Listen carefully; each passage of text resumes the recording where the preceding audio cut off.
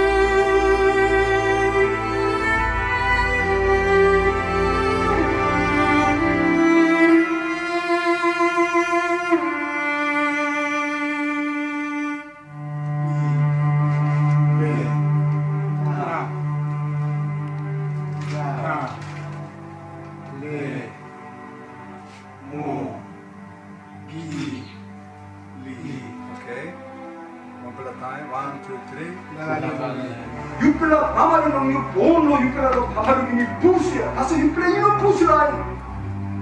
Yupila you no Bibia. Yupila you no Plan.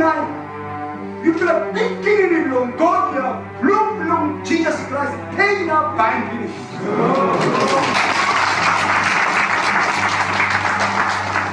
Silakan Amamasna.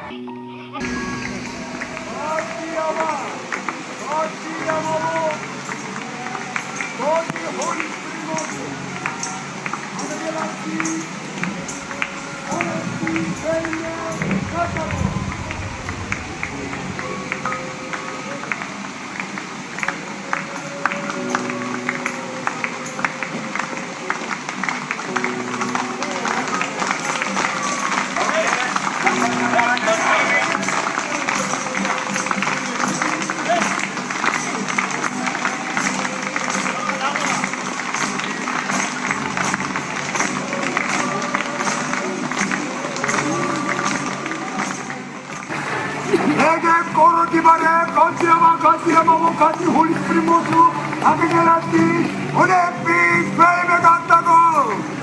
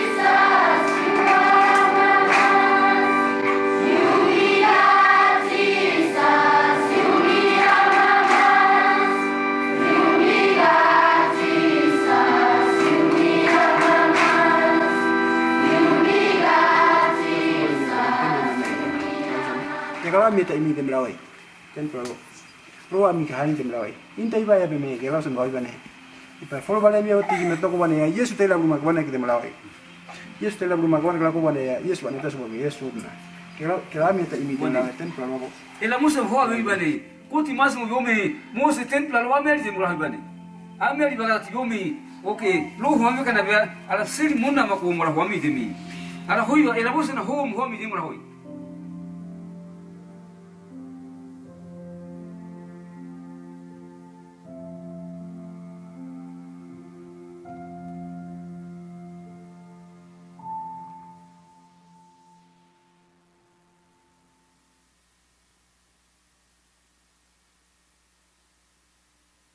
저희 부부가 부족을 떠날 때마다 저희 부족 사람들은 저의 목을 끌어안고 다리를 끌어안고 그들은 한없이 웁니다. 왜 그들이 우느냐 하면 저희들이 떨어지면 그들이 감기만 걸려도 죽는데 약을 줄 사람이 없습니다. 그리고 저희가 없으면 그들은 소금을 먹을 수도 없습니다. 왜냐하면 우리 부부 이외에 다른 도시 사람을 만나본 적이 없기 때문입니다. 그것뿐만이 아닙니다. 아마 우리하고 같이 살아온 지가 27년인데 그동안의 긴 세월 동안에 가족처럼 저를 삼촌이라고 부르는 그런 사랑하는 마음에 헤어지기가 안타까워서 우는 것도 있을 것입니다. 그들에게 제가 이렇게 말합니다. 내가 이제 한국에 가면 많은 하나님의 자녀들을 만날 터인데 그들에게 너희들에 관해서 전하기를 원한다. 너희들이 길이요 진리요 생명이신 예수 그리스도를 만남으로 말미암아 죽음의 공포에서 자유함을 누리고 있는 너희들의 구원의 감격을 전하려고 한다고 말했습니다. 그랬더니 이구동성으로 저희 부부에게 하는 말이 어서 가십시오. 어서 가라는 것입니다. 저는 지금 이 자리에 바로 우리 부족 형제들이 전하고 싶은 그 열정의 복음의 열정을 가슴에 가득 안고 저는 이 자리에 섰습니다. 저는 결코 이곳에서 27년 동안 저 식인종 문화를 가지고 있던 부족 사람들하고 얼만큼 고생을 했는지, 또 얼마나 공적을 세웠는지, 그리고 어떤 일을 했는지 하는 것을 여러분에게 전하려고 결코 서 있는 것이 아닙니다. 제가 더 담대하게 이 자리에 서는 것은 기독교에는 두 가지 증거가 있습니다. 첫 번째는 객관적 증거입니다. 여러분이 아시다시피 객관적 증거는 2000년 전에 예수 그리스도께서 이 땅에 오시고 공생애를 사신 이후에 십자가에 죽으시고 사흘 만에 부활하시고 그분이 승천하셨다는 사실이 역사적 사실이라는 겁니다. 주관적 증거, 객관적 증거라고 하는 것은 증명할 수 있는 것을 말하는 것입니다. 진리라는 것이죠. 팩트라고 말합니다. 그런데 우리 개신교회는, 기독교가 아닌 개신교회에는, 프로테스탄트인 우리에게는 주관적 증거가 있습니다. 이 주관적 증거의 안타까움은 증명할 수 없어요. 왜? 여러분 한 사람 한 사람이 다 인격적인 하나님으로부터 경험하신 간증이기 때문에 그렇습니다. 그래서 우리는 종교가 아닙니다. 그래서 우리는 살아있는 하나님과 동행하는 신앙생활을 하는 것이죠. 우리를 기독교인이라고 하는 것은 그분이 모르기 때문이라고 저는 생각합니다. 우리는 프로테스탄트요, 우리는 분명히 개신교입니다. 바로 그 살아계신 부활하신 예수 그리스도, 그분으로 말미암아 변화된 인격으로 참된 그리스도인격을 소유하며 그리스도인의 양심으로 과거의 죄인이었던 나의 그 속사람이 없어지고 내가 이미지 오브가 새로운 형상인 그 하나님의 형상이 회복되어진 완전한 지성인, 온전한 지성인, 진정한 지성인으로 이 땅에서 살아가는 구별된 존재라는 사실입니다. 제가 오늘 여러분과 나누고자 하는 말씀은 바로 이 주관적 간증을 통하여, 저의 주관적 간증만 있다면 제가 이 자리에 서서 여러분에게 전하지 못할 것입니다. 왜냐하면 그냥 제 이야기의, 삶의 이야기에 불과하기 때문입니다. 경험만이 전할 수 있는 능력이 없기 때문에, 그것밖에는 능력이 없기 때문입니다. 그러나 27년 동안 있는 동안에 저 부족 형제들과 함께 그들의 주관적 간증이 저의 주관적 간증과에 만나서 객관화되었기 때문에 그렇습니다. 그래서 성도는 모여야 됩니다. 성도는 모여서 교제하고, 모여서 예배하고, 모여서 같이 기도해야 되는 것입니다. 그러므로 말미암아 우리는 서로에게 위로가 되고, 서로에게 간증이 되고, 서로에게 확증이 되고, 서로를 통하여 회개하며 서로를 통하여 교제하는 것입니다. 그래서 주님께서도 모이기를 힘쓰라고 얘기하신 것입니다. 그러나 지금 너무나도 안타깝게 우리는 화면을 통해서 예배를 드려야 되는 이런 안타까운 때에 와 있습니다. 저는 이 현상을 가지고 기도해 보았습니다. 왜 우리에게 이런 일이 일어났을까?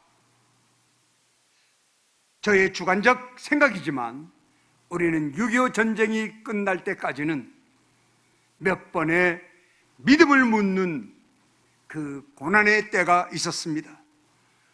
일정 때며 또 6.25 때도 오직 예수 그리스도를 믿는다는 그것 때문에, 하나님이 살아계시지 않다는 그것을 강요당하는 그 자리에 하나님은 살아계시다고 고백한 것 때문에 순교하신 분들을 우리는 기억하고 있습니다. 그러나 그 이후에 70년이라는 긴 세월 동안에 우리는 너무나 자유로웠다는 생각을 저는 하게 됩니다. 너무 자유로웠습니다. 그 자유가 어디서 오는지도 생각해 보지 않았습니다. 제 자신이 젊은 청년 시절에도 내가 누리고 있는 이 선택의 자유가 이렇게 제한받는 때가 올 것이라고는 상상해 보지 못했습니다. 당연한 것이라고 생각했습니다. 그런데 이 자유를 하나님의 말씀을 기준으로 하는 변화된 가치, 그리스도의 인격으로 누리지 못하고 그냥 죄악된 나의 자유의지로 선택하며 살아왔던 사실을 회개하게 되었습니다. 그렇기 때문에 지금 이런 고난이 다가왔을 때 좌충우돌하는 것이고 불안해하는 것이고 경험해 보지 못한 이런 믿음을 묻는 자리에 우리가 어떻게 해야 되는지를 갈팡질팡하게 되는 우리의 모습을 발견하게 됩니다. 그러나 분명히 예수께서 말씀하시기를 내가 이겼노라, 내가 이 세상을 이겼노라, 두려워하지 말라고 선포하셨습니다. 그 근거가 어디에 있냐 이 말입니다. 제가 담대하게 말씀드리는데 27년간의 부족 생활에서 하나님 그 비밀을 알게 해주셨습니다. 깨어있으라는 성경 말씀 속에 수없이 사랑하는 당신의 자녀들에게 깨어있으라고 하신 그 말씀이 무엇인지를 알게 하셨다는 것입니다. 왜 우리가 깨어있어야 하는가? 우리가 왜 그 믿음을 지켜야 하는가? 요한계시록 말씀에 보면 놀라운 위로가 오늘 지금 예배를 드리시는 여러분 앞에 하나님께서 이미 예비하고 계십니다.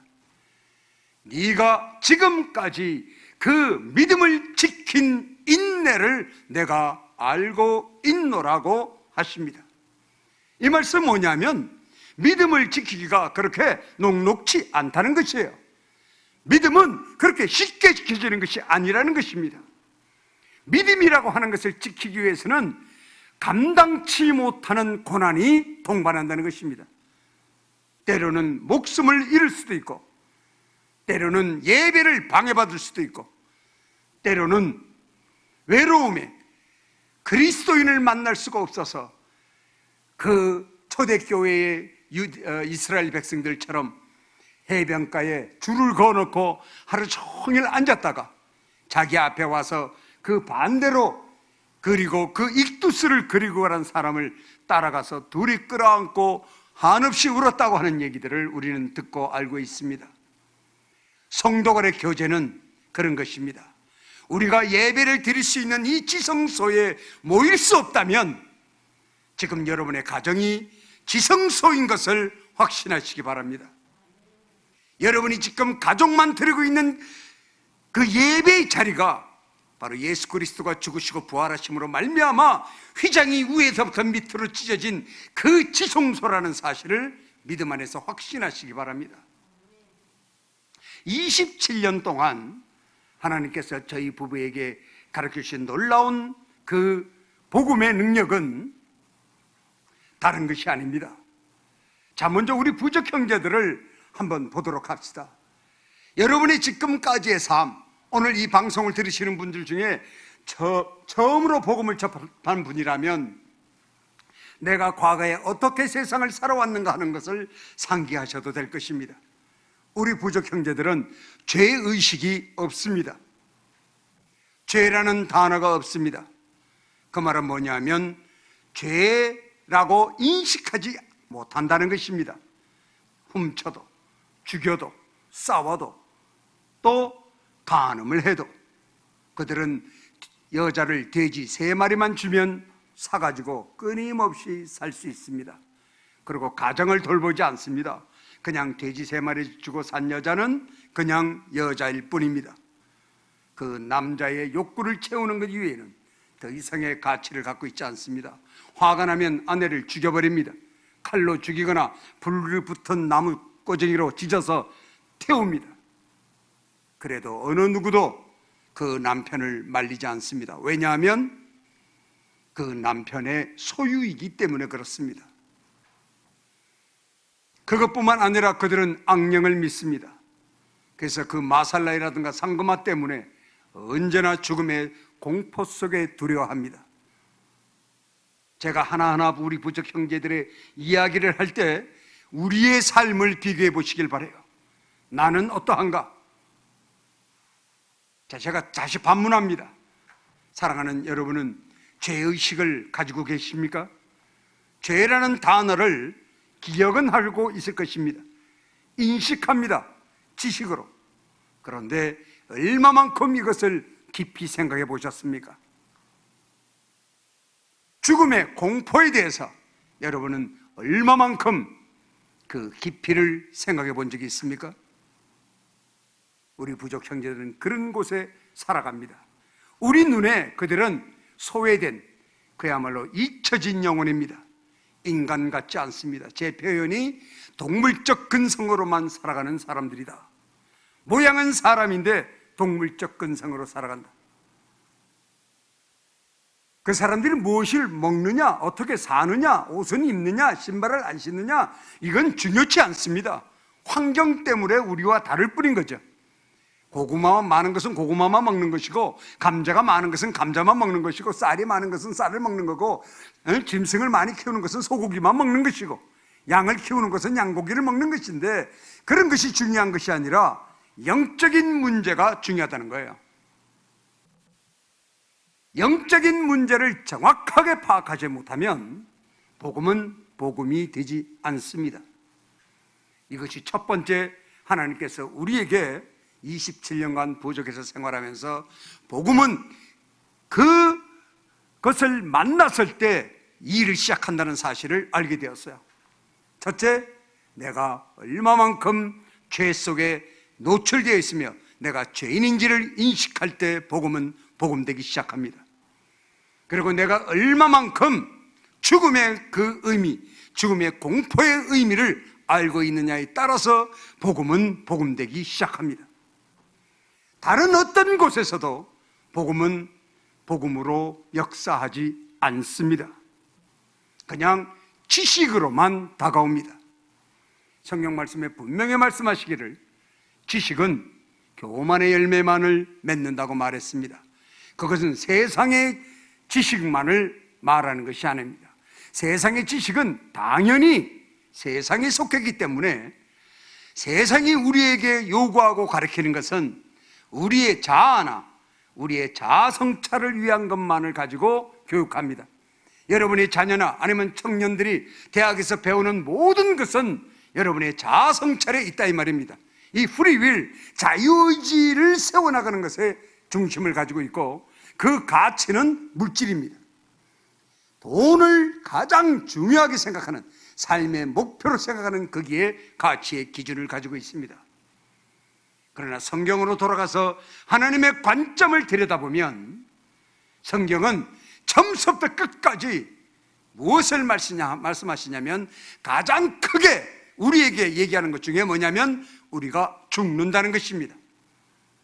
여러분이 성경 말씀을 아무리 많이 읽어도 성경 말씀 속에 있는 선지자나 사용되어진 그 사람의 이름을 다 외운다 하여도, 사건의 모든 내용을 여러분이 가르칠 수 있는 만큼 외운다 하여도 이 사실을 놓치면 여러분 복음을 놓치는 겁니다.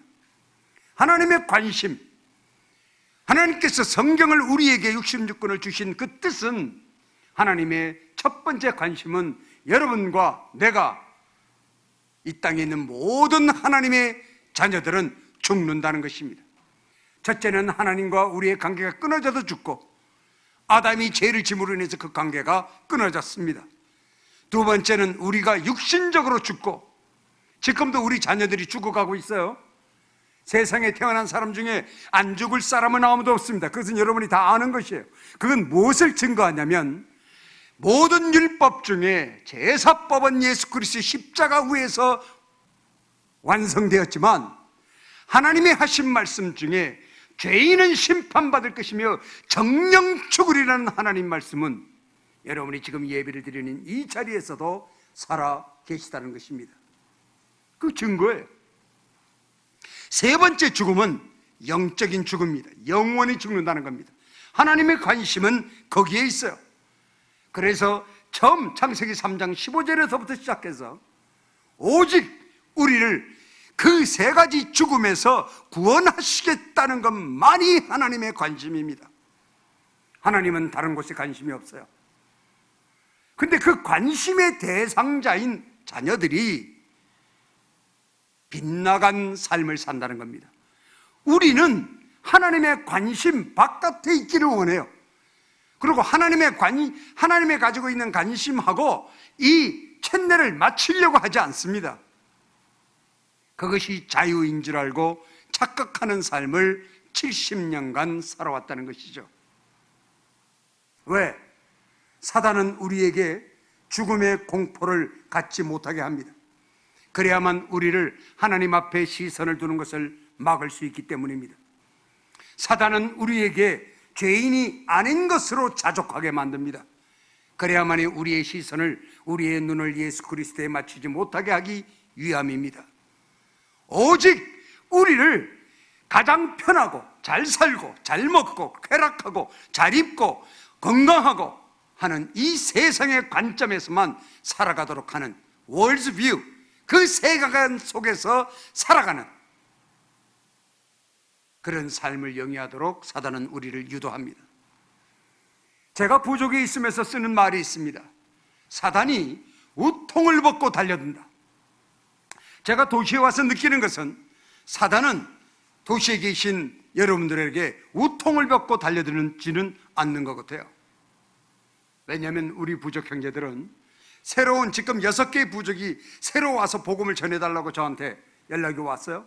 그런데 어떤 일이 있느냐면 두 부족에 상금화를 믿는 무당이 저를 초청해서 복음을 전해달라고 하는 그 가족의 아내를 칼로 쳐서 토막을 다 내서 죽이는 일이 일어났습니다.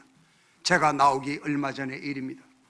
그래서 부족 형제들로 하여금 공포심을 심어주고 하나님의 말씀을 전하는 저를 초대하는 것을 미루게 하는, 그래서 제가 말했습니다. 내가 한국을 다녀온 다음에 반드시 너희 부족부터 갈 것이다. 그리고 그렇게 한 상금화를 믿는 너 무당부터 내가 너희 얼굴을 볼 것이라고 전하라고 했습니다. 근데 팬데믹 때문에 제가 못 들어가서 얼마나 제가 기도 중인지 몰라요. 또 다른 부족도 가족을 시켜서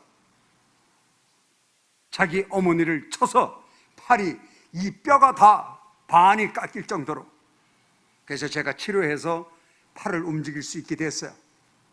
이만큼 칼로 잘랐는데 감사하게도 하나님께서 치유해 주셨어요. 놀라운 일이에요. 저는 꿈엔 것밖에 한 일이 없는데 항생제지고, 그리고는 그 고침을 받은 것 때문에 4시간을 걸어서 예배 보러 오고 예배 끝나고 4시간 정거를 가서 자기 마을로 돌아가는 성도가 되었습니다. 그들을 보며 제자들에게 제가 한 말이 이겁니다. 사단이 우통을 벗고 달려든다.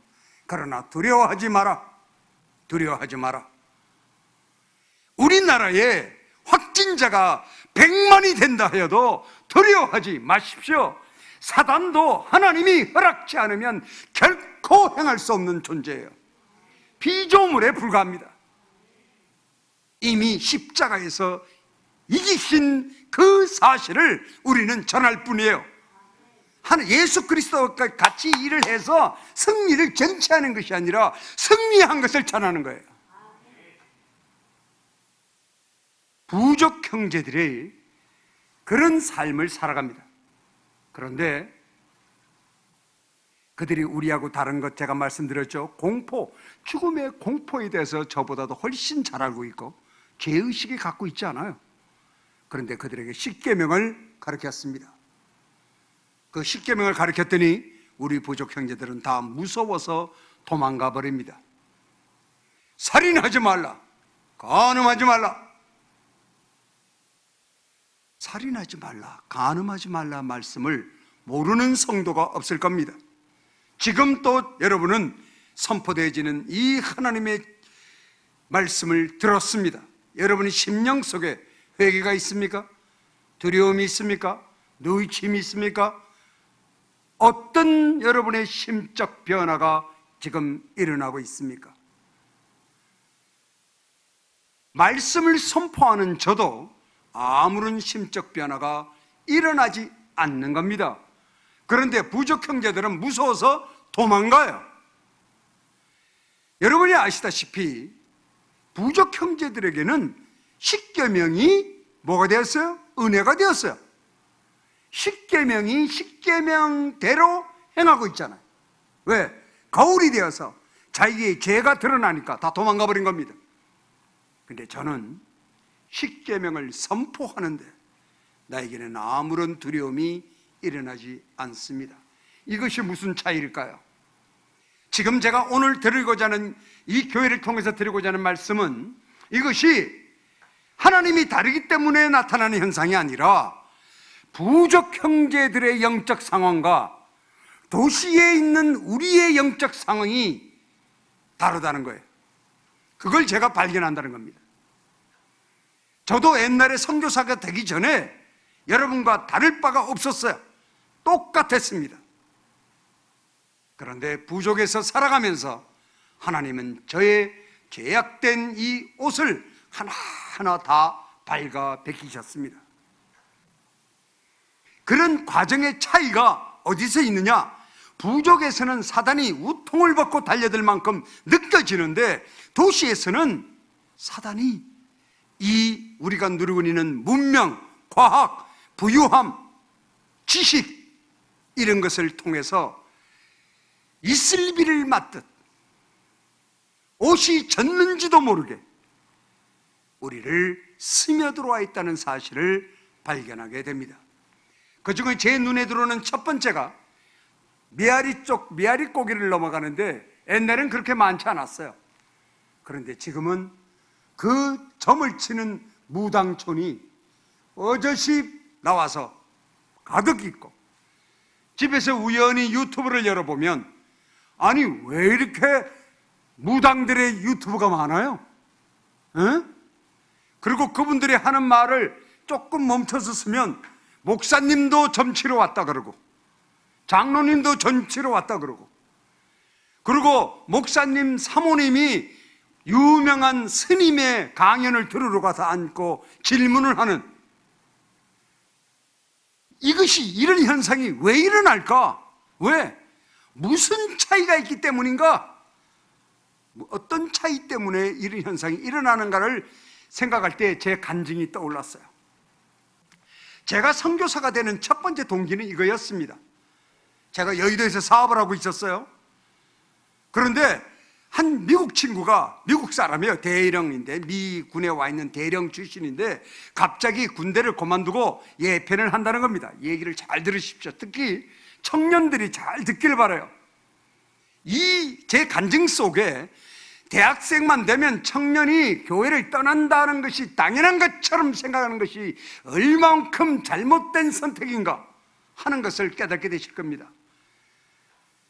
그 형제가 이런 말을 합니다. 클린턴 정부가 미국 내에 내무반 속에 동성연애를 인정하기 때문에 그리스도인의 양심으로 내가 인정할 수가 없다, 동의할 수가 없다. 그래서 나는 더 이상 이 미국 정부에 종사할 수 없다는 거예요.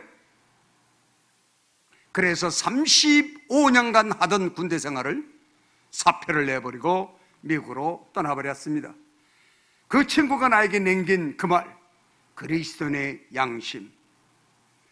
처음 들을 때 뭐 이해가 되는 듯해요. 그 말이 뭔지.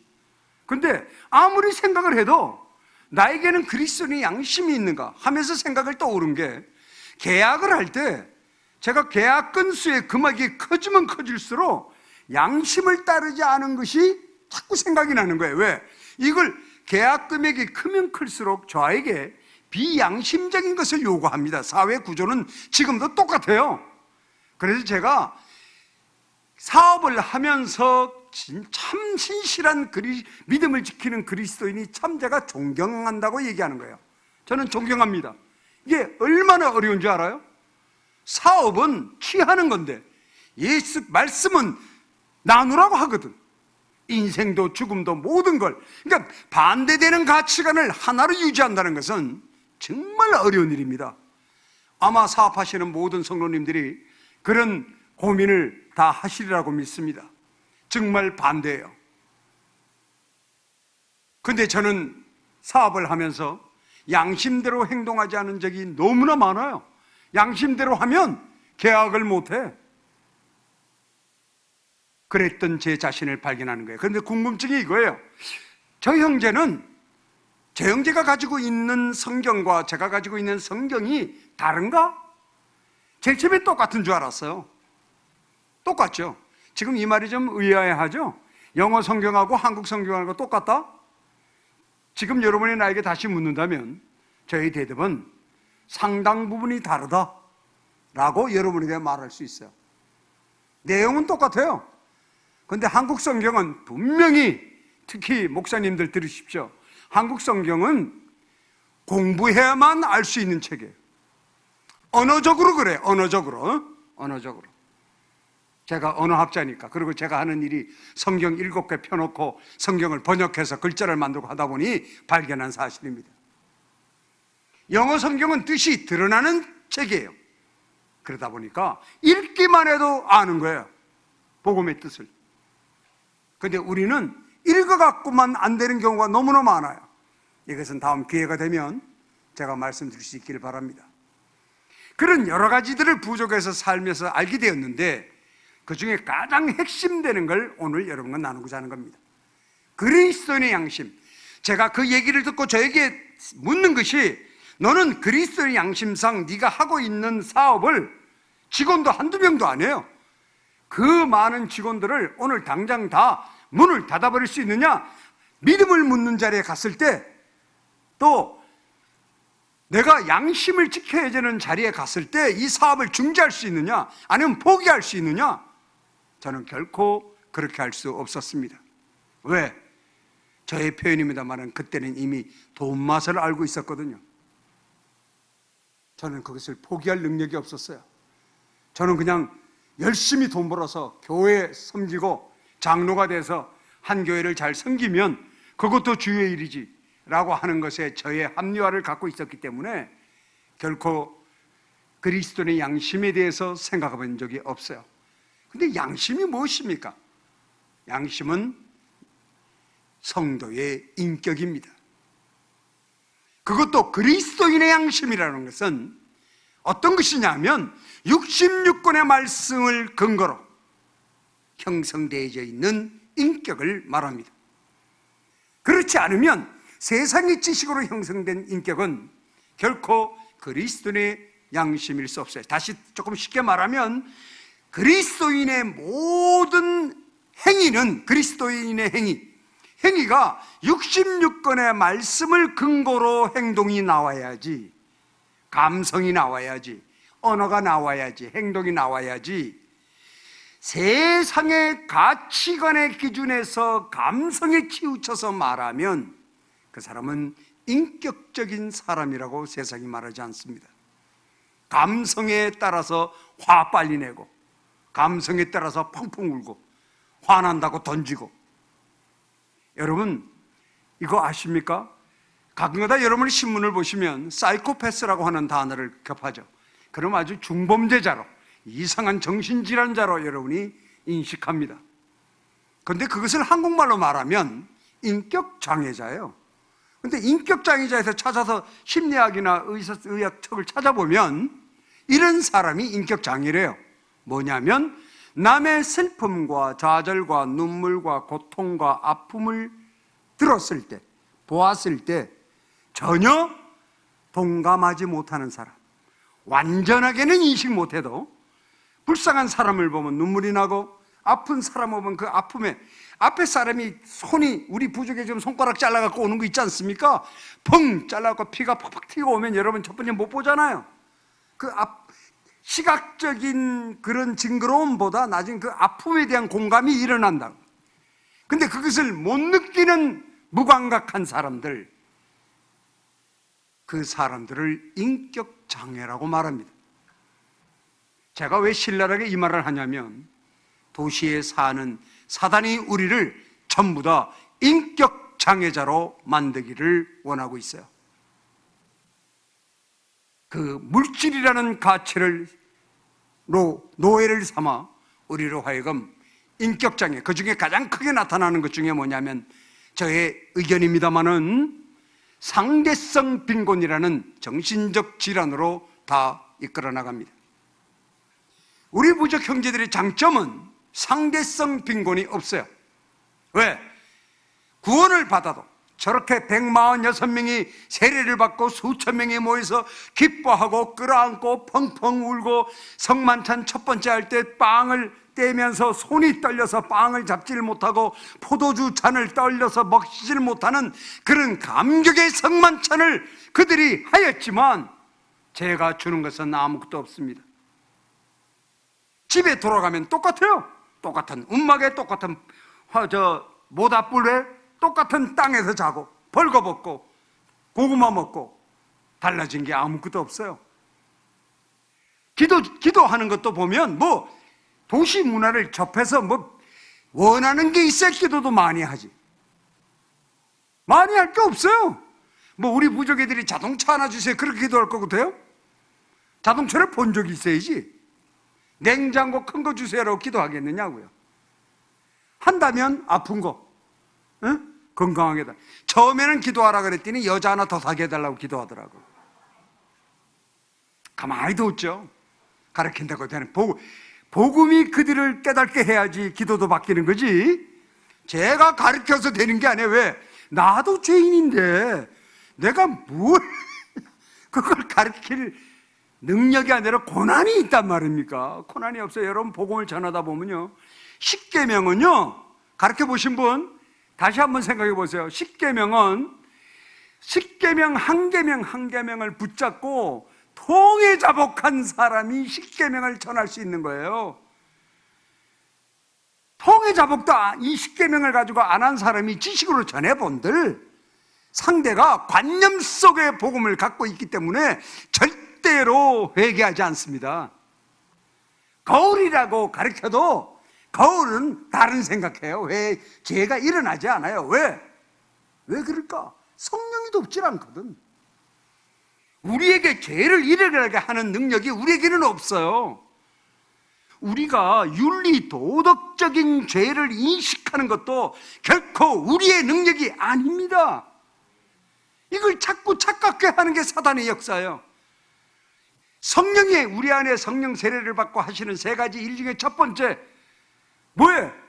죄를 알게 하신다는 거예요. 우리 속에 죄를. 그래서 우리 안에서 애통하게 하시는 거예요. 우리 속에 죄가 하나도 없다면 왜 애통해 하시겠어요? 기뻐하시기만 하지. 우리의 죄의 인식은요, 내가 경험한 것 아시겠어요? 그것도 성령께서, 우리는 내가 지은 죄를 두 가지 놀라운 악한 행위가 있는데, 공고한 행위가 있는데 뭐냐면 내가 지은 죄를 잊어버릴 능력도 없고, 하나님은 용서하시면 잊어버린다 그러셨거든. 하나님이 잊어버렸는데 나는 갖고 있어. 몇 년 전에 회개한 거. 네. 그래서 자꾸 회개가 안 된 것 같아. 그렇게 불신앙으로 이끌어가는 거죠. 또 다른 거, 죄를 짓고 내가 회개를 안 했는데 합리화를 시켜가지고 죄를 또 싹 잊어버리게 해. 회개 못하게. 여러분 곰곰이 묵상해 보세요. 모든 사람에게 다 존재하는 현상입니다. 합리화를 시켜서 내가 진 죄를 기억하지 못하게 해서 회개치 못하게 하고요, 또 회개한 것을 끝까지 기억해서 그 죄의식에 사로잡혀서 평생을 살게 만드는 거예요. 근데 하나님은 용서하신다는 말은 잊어버렸다는 거예요. 그냥 우리를 봤을 때 예수 그리스도의 피 흔적 외에는 다른 것을 보지 않으시겠다는 거예요. 있는데 안 보는 게 없어졌어요. 그것이 복음의 약속입니다.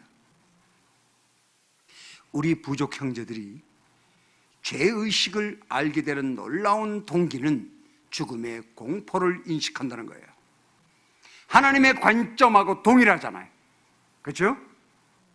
죽는 거예요. 그래서 십계명을 선포했더니 무서워서 다 도망가 버린 거예요.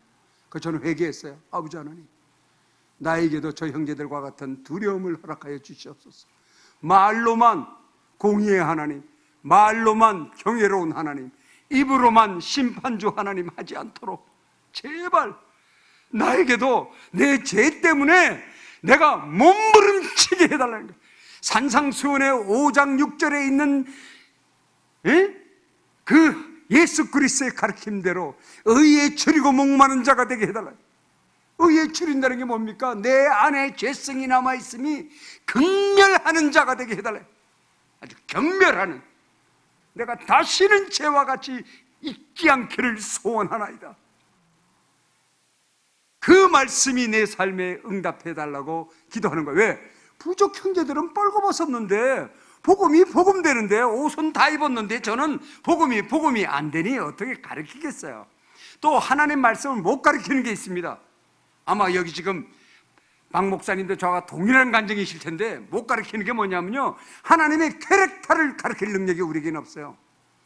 하나님의 거룩하심, 하나님의 전능하심, 하나님의 무소무지하심, 하나님의 성품에 대해서는 한계를 가진 지식의 한계, 생각의 한계, 모든 한계 속에 있는 이 죄인의 모습으로는, 지식으로는, 경험으로는 결코 가르칠 수 없는 것이 하나님의 성품이세요.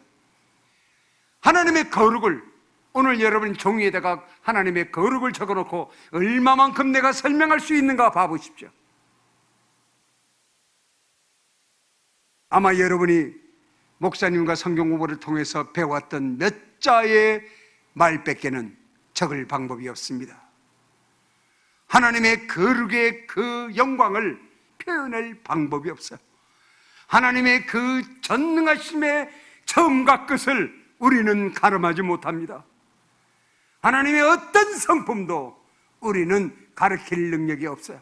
그래서 우리는 하나님을 만나면 하나님 앞에 머리를 조아리고 이 죄인이 죽게 되었으니 나를 나에게서 떠나 주십사라고 요구할 수밖에 없는 거예요.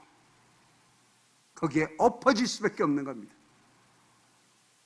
자, 우리 부족 형제들이 그런 상황에서 하나님에 대한 캐릭터를 가르쳤습니다. 놀라운 변화가 하나 일어나는데 그 변화가 뭐냐면 하나님에 대한 깊은 신뢰예요. 아담과 하와의 사건을 가르쳤습니다. 아니, 아담과 하와가 아니라 아브라함과 이삭에 관한 사건을 가르쳤습니다. 아브라함이 이삭을 칼을 들어서 찌르려는 사건 딱 가르치고 끝마쳤어요. 더 이상 가르치지 않습니다. 왜? 여러분이 연속극 볼 때 기가 막힌 클라이막스에서 딱 끝나면 다음번 시간이 궁금해지지 않습니까? 그런 그 연출적인 것을 사용해요. 그래서 거기서 딱 끝냈어요. 그랬더니 전부 다들 궁금해하죠. 근데 저녁에 한 추장이 찾아와서 궁금증을 말합니다. 왜 하나님은, 당신을 통해서 가르쳐 주신 하나님은 입이 둘이 아니다. 이 말을 어떻게 표현하냐면요, 배가 둘이 아니다. 두 말을 안 하시는 분이다. 한 말만 하시면 그대로 행하신 분이 하나님이라고 가르쳐 주셨는데 왜 언약으로 주신 이삭을 당신이 줘놓고 당신이 죽이라 그러냐? 이건 말이 안 된다는 거예요. 이해가 안 된다는 거예요. 그러면서 하는 말입니다. 우리는 이 땅에 돼지가 많아요. 돼지를 많이 키웁니다. 정글에도 산돼지가 많고 돼지가 많은데, 그때는 양이 많고 여기는 돼지가 많은데,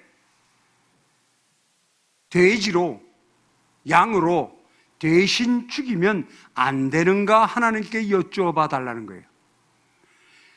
그들은 한 번도 이 사건을 공부해 본 적이 없어요. 들은 적도 없어요. 그런데 그들은 그런 질문을 하는 겁니다. 놀라운 일 아닙니까? 여러분이 이 사건을 공부할 때 그런 질문이 일어나신 분이 있으리라고 믿습니다. 왜? 우리 부족 형제들은 하나님의 성품, 하나님의 그 거룩함, 신실함, 하나님의 언약은, 하나님의 말씀은 결코 변하지 않는다는 사실을 인식하고 있었기 때문입니다. 그래서 그런 질문이 나오는 거예요. 그래서 그 다음날 하나님께서 순양을 예비하신 사실을, 그림을 보여주면서 얘기했더니 하는 말이, 그러면 그렇지, 우리 하나님은 결코 그런 분이 아니야. 하나님은 결코 당신이 준, 당신의 언약으로 준 그 아들을 죽일 뿐이 아니라는 거예요.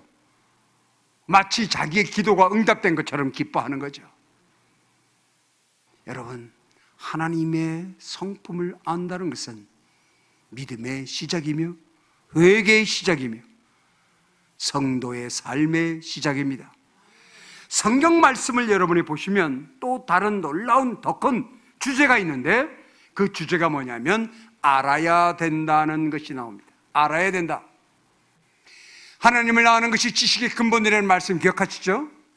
그것뿐만 아니에요. 오늘 이 순간부터 여러분 성경을 어떤 것을 공부하든 보시면 알아야 된다고 하는 것이 뭔가를 어디서 얘기하는가를 찾아가면서 줄을 그어가면서 보시면 끊임없이 모르기 때문에, 그리고 알아야 된다는 말씀을 선지자를 통해서 끊임없이 하고 있다는 사실을 발견하게 됩니다.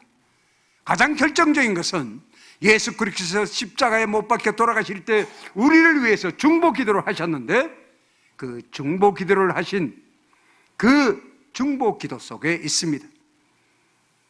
아버지 하나님, 저들이 하는 일을 모르고 하는 일이오니 용서하여 달라는 겁니다.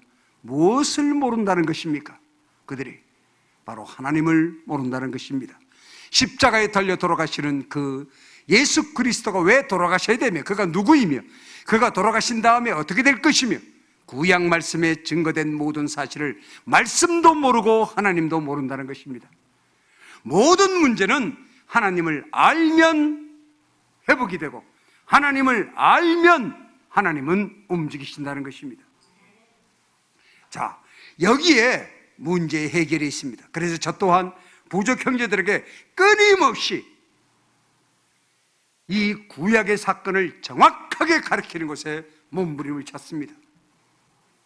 구약 속에 숨어있는 그 구속사적인 하나님의 그 내용을 하나도 빼놓지 않고 다 가르치고, 그 다음에 성막에서 증거된 십자가의 사건을 하나도 빼지 않고 다 가르쳤습니다. 그랬더니 어떤 역사가 일어나느냐 하면, 신약 십자가를 가르칠 때 제자들이 이런 말을 합니다. 바로 구약의 십자가 사건은 성막의 사건이라고 저한테 스스로 말하는 거예요. 근데 한국에 왔더니 저는 성막에 대해서 한 번도 배워본 적이 없어요. 어떤 분은 세미나 때 한 번 공부한 적이 있어요. 거기도 세미나 한 번만 해도 십자가의 사건을 분명하게 다 공부하셨으리라고 생각하지만, 하나님을 안다는 것, 66권을 통해서 하나님을 안다는 것은 신앙의 근본입니다.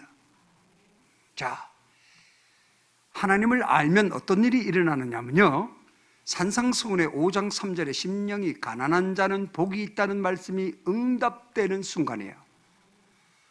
66권의 말씀을 통해서 복음을 연구하며 알면 바로 산상수훈의 5장 3절의 말씀이 응답되어서 4절에 애통한 자를 경험하게 되는 거예요. 회개는 그렇게 해서 이루어지는 겁니다. 그냥 혼자서 무릎 꿇고, 아버지 하나님, 내가 생각하니까 어제 뭐 훔쳤어요. 아버지 하나님, 내가 생각하니까 어떤 사람이 말하는데 질병에 걸린 것도 죄래요. 내가 욕심 갖는 것도 죄래요. 이런 지식적인 것으로부터 시작해서 이루어지는 것이 아니라, 그 지식의 근본이 하나님을 아는 것을, 66권을 통해서 아는 하나님을 기본으로 일어나는 회개를 말하는 거예요. 그것이 진정한 회개입니다. 왜? 그래야만이 성령이 우리 안에서 죄를 인식케 하시고 선이 무엇인지를 알게 하시고 그 믿음의 출애를 벗어나지 않게 하여 심판에 대해서 가르치는 놀라운 긍휼을 우리에게 베풀기 때문에 우리가 깨어 있을 수 있고 우리가 믿음을 지킬 수 있는 것입니다. 그렇지 않고는 우리는 믿음을 지키지 못해요. 부족 형제들에게 예수 그리스도가 오셨다는 사실과 십자가에서 돌아가셨다는 사실을 가르쳤더니 한 청년이 쫓아와서 화살을 겨누며 저에게 하는 말이, 하얀 사람, 나의 유일한 희망인 그분을 누가 죽였는지 얘기해 달라는 거예요. 내가 화살로 쏴서 죽여버리겠다고. 저는 그 형제를 보는 순간 얼마나 회개가 일어난지 모릅니다. 지금 내가 복음을 전하는 이 순간에도 저에게는 그 형제와 같은 놀라운 그런 믿음의 분노가 없었습니다. 지금 예배가 통제당하고 기도를 하는 것도 곧 이제 통제될지도 몰라요. 언젠가는 우리도 또 하나님께서 우리가 믿음을 바로 인식하지 못하면 우리를 카타콤 같은 곳으로 우리를 믿음을 묻는 환경으로 변화될지도 모릅니다. 어떠한 고난이 와도 굳건하게 믿음을 지킬 수 있는 유일한 길은 회개라는 사실을 잊지 마십시오. 회개해야만 하나님을 만나고요. 여러분, 회개하는 자리가 가장 성령이 충만한 자리입니다. 회개하는 자리가 예수 그리스도의 십자가의 보혈에 같이 영광이 드러나는 자리고, 여러분, 찬양을 아무리 많이 한들 어찌 회개를 따를 수 있겠습니까? 회개하는 자리가 하나님의 이름과 영광이 드러나고, 회개하는 자리에 바로 그곳에 응답이 있는 자리고, 회개하는 자리에 기도의 응답이 되는 거예요. 회개했을 때 중보자이신 그 예수 그리스도, 대제사장인 예수 그리스도와 손잡을 수 있는 유일한 길이 회개라는 것입니다. 그 회개는 우리의 지식으로 하는 것이 아니라, 내가 가지고 있는 윤리 도덕적인 것으로 하는 것이 아니라, 내가 하나님을 아는 그 안에서 이루어지는 것이에요. 그래야만이 어떤 열매가 맺히냐면, 하나님은 회개함으로 용서해 주시는 것만으로 끝나는 것이 아니에요. 여러분이 회개를 해보셔서 아시지만, 회개하는 사람의 눈물과 자기 어머님에게 돌아가시거나 아이가 죽거나 이래가지고 겪는 고난 속에서 눈물하고 눈물을 흘리는 모습은 똑같은데 결과가 달라요. 여러분이 고통과 고난을 가지고 도저히 몸부림치며 울지 않고는 견딜 수 없는 삶을 살아가며 흘리는 그 눈물의 끝자락은, 눈도 붓고 힘들지만 다 울고 나면 얼굴이 사색입니다. 왜? 그 염려와 걱정이 그대로 심령을 사로잡고 있기 때문에. 근데 하나님 앞에 회개는 누구를 대상으로 한다? 하나님을 대상으로 하는 거예요. 우리의 믿음이 분명한 대상이 있기 때문에 우리는 미신이 아닌 것이에요. 근데 그분이 살아계셔요. 이게 하나님을 안다는 것은요, 하나님의 존재라는 석자만이 아니에요. 그분이 살아계신 하나님인데, 그냥 살아계신 것만 한 게 아니라 전능하시되 전지하시되, 이 말은 뭐냐면 내가 말하지 않는 죄도 다 아시는 분, 내일 모레 내가 지을 죄까지, 앞으로 내가 행할 모든 생각까지를 다 아시는 그 전지하심. 근데 그분이 또 거룩까지 하셔. 이게 어마어마한 겁니다, 여러분. 우리는 새까만 존재예요. 우리는 이 자아의식, 우리의 프리윌은 끊임없이 교만과 끊임없이 죄성만을 생각하는 존재입니다. 다시 제가 말하면 종교 생활만 하는 곳에 만족하는, 지금 제가 드리는 말씀 속에 어떤 분이 나는 종교 생활 안 해, 천만에요. 인간은 그냥 하면 다 종교 생활이에요. 왜? 내 만족에 있는 분이 너무 많아.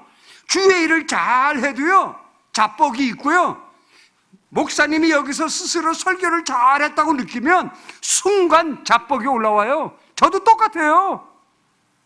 그러면 기도하면 이 자뻑이 없어지는 줄 알아요? 안 없어져요. 그래서 공고한 자예요.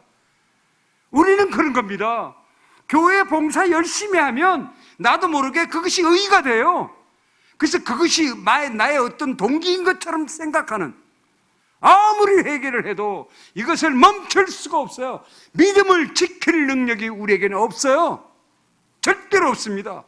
입으로만 trusting God, 온전히 하나님을 의지한다면서 우리는 세상의 지식과 경험과 인간관계를 의지하게 돼 있어요. 자, 그런 우리에게 hopeless sinners, 도대체 소망이 없는 우리에게 긍휼을 베푸시는 이유는, 회개라고 하는 엄청난 그 고백을 우리 이 사악한 입술에 두시는 이유는 바로 예수 그리스도가 십자가에서 죽으시고 부활하셨기 때문입니다. 그래서 세 가지 죽음을 다 단 한 번에 once forever 영단번 해결해 버리신 거예요. 그것이 믿어지지 않는, 잘 믿지 못하는 우리에게, 과거의 죄성을 기억하는 이 죄 때문에 그걸 잘 믿지 못하고 구원받았음에도 불구하고 구원의 확신이 없는, 확신이란 단어에 모순점이 있어요. 너무 구원의 확신이 이 죄악된 프리윌에서, 자기 의지에서 너무 강하면, 신념이 강하면 그분은 그리스도인이 아니에요. 그분은 구원받지 못합니다. 왜? 지식으로, 신념으로는 구원받지 못해요. 그럼 어떻게 구원을 받느냐? 회개를 하고 나면 놀라운 것이요, 여러분도 다 경험하신 것입니다. 그분의 얼굴이 어린아이 피부처럼 바스름하게 변화된 것을 스스로 발견할 수 있어요. 그리고 회개의 눈물을 흘린 사람은 스스로 순간이나마 한없는 편안함이 자리 잡고 있다는 것을 경험하게 됩니다.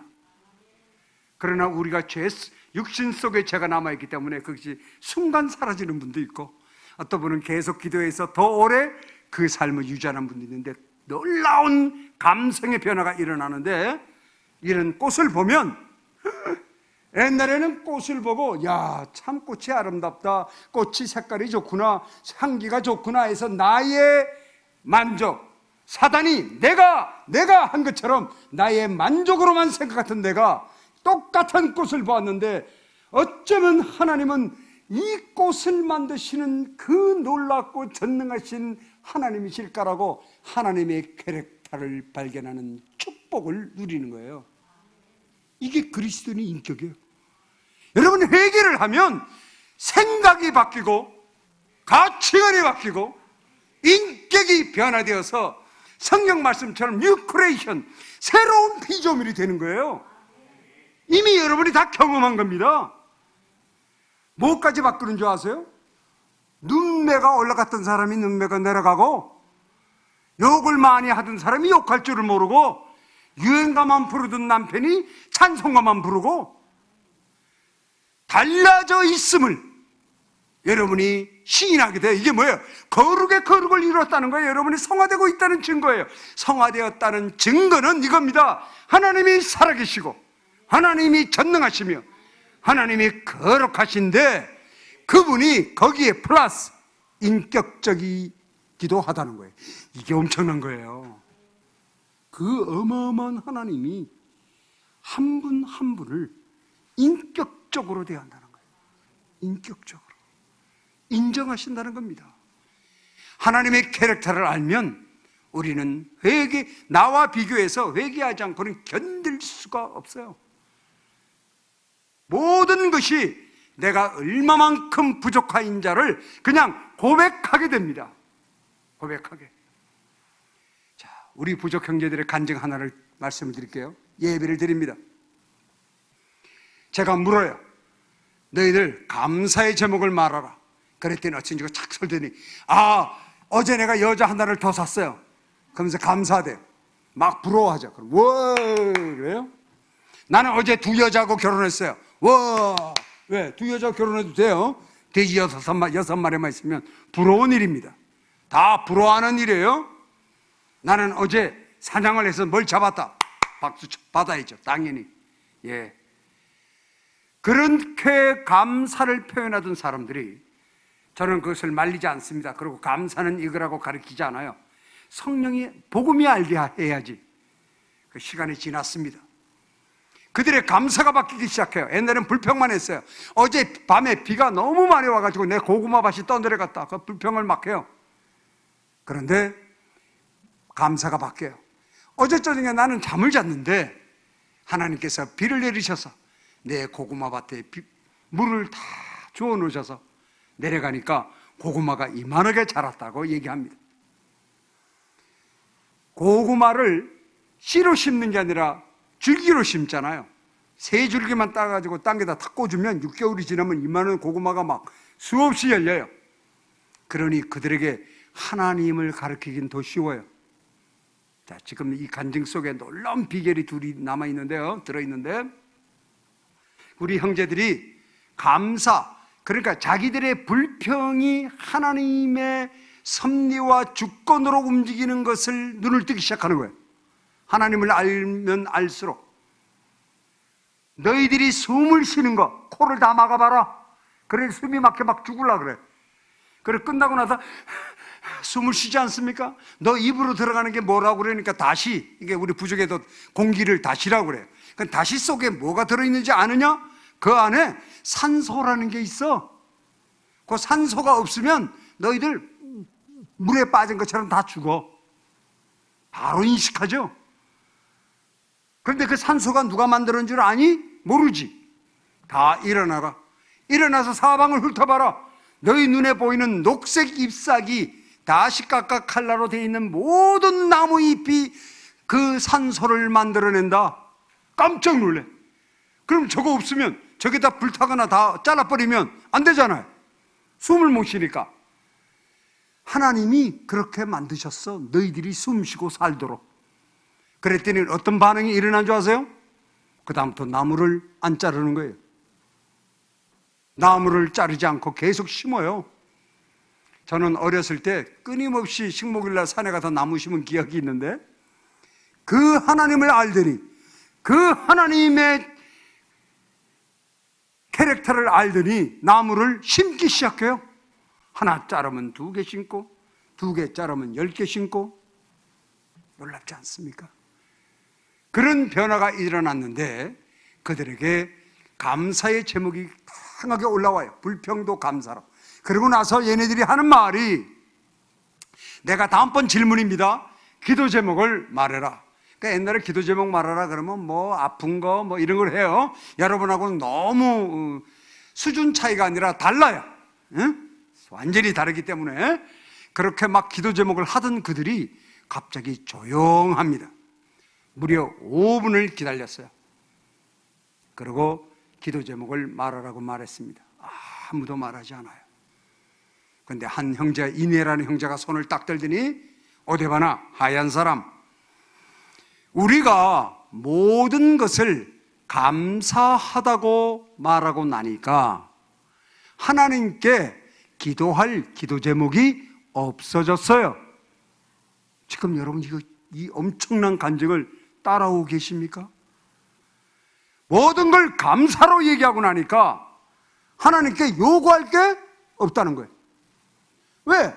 필요와 원트와 그리고 자기네들이 요구하는 모두를 감사로, 불평도 감사로 다 하고 나니까 하나님께 기도할 것이 없다는 겁니다. 그래서 제가 하는 말이 그거예요.